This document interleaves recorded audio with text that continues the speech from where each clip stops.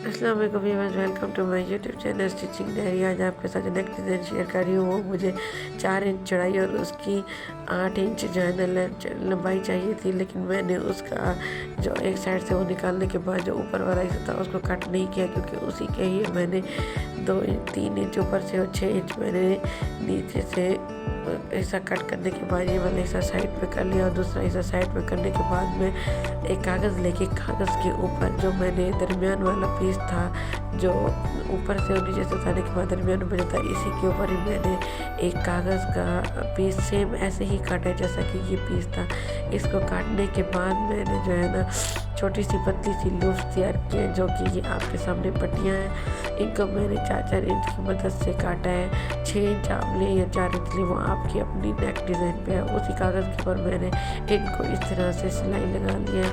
इस तरह सिलाई लगाने के बाद यहाँ से भी मैं इसकी मुकम्मल सिलाई लगाने के बाद जो इसका एक्स्ट्रा कागज़ है वो भी कट कर दूँगी। और यहाँ मैंने जो फ्रंट पे डिज़ाइन रखना है वो कॉलर नहीं बनाना, फ्रंट का खड़ा कॉलर हमें चाहिए, इसलिए मैंने ये कॉलर भी बिल्कुल सीधा ही काटा है। अब ये नेक डिज़ाइन रेडी हो चुका है और इसके लिए शर्ट मैंने जो शर्ट के नेक का अंदर का नीचे वाला हिस्सा था वो वाला मैंने ये लगा के इनके छोटे छोटे कट लगा दिए, ताकि मैं जब इसको मोड़ूँ तो मुझे बिल्कुल ये नीट और क्लियर नज़र आए। तो उसके बाद अब मैं इसको इसके साथ रख के इसी के अकॉर्डिंग मैं इसके ऊपर ग्लू लगाऊंगी। फैब्रिक ग्लू से इसको लगा के बिल्कुल एडजस्ट जब हो जाएगा इस तरीके से इसको पेस्ट करने के बाद इसके इर्द गिर्द में यहाँ से राउंड में सिलाई लगा दूँगी। सिलाई लगाने के बाद मेरा ये नेक डिज़ाइन रेडी हो जाएगा।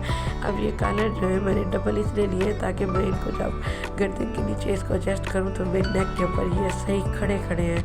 इनकी सिलाई लगाने के बाद मैंने इसको मोड़ के इसकी जो है ना अच्छे से इस तरीके से प्रेस कर लिया, ताकि जो मैंने सिलाई लगाई है वो अच्छे से एक दूसरे के ऊपर सही से जुज़ हो जाए। और दरमियान में इसके कट का निशान लगाया। कट का निशान लगाने के बाद इसका भी सेंटर का कट लगाया कि मैंने इसकी सिलाई लगाने के बाद कुछ इस तरह से ये शर्ट का फ्रंट का नेक डिज़ाइन बनकर रेडी हुई है। अभी मैंने इसके दामन और स्लीव्स और इसी तरह ट्राउज़र का भी डिज़ाइन तैयार करना है। यहाँ पर मैंने छोटे छोटे कट इसलिए लगाए ताकि मैं अगर इसको मोड़ूँ तो मुझे मसला ना हो। यहाँ फैब्रिक ग्लू की मदद से मैंने इसको मोड़ के आपके सामने ही इसको आयरन के साथ ही पेस्ट करके अच्छे से सेट कर लिया, ताकि जब मैं इसको स्टिच करूँ तो ये बहुत ही अच्छे से पेस्ट हो जाए। देख सकते हैं कि किस तरह फिनिशिंग तरीके से ये सेट हो गया। अब सेंटर वाला कट की मैंने इसी तरह 4 पीस लगाए हैं। लगा के उसके बाद ग्लू की वजह से इनको भी आपस में सिलाई लगाने के ग्लू के साथ सेट करने के बाद में इनको ऑर्गेन्जा टिश्यू के ऊपर रख के जो है ना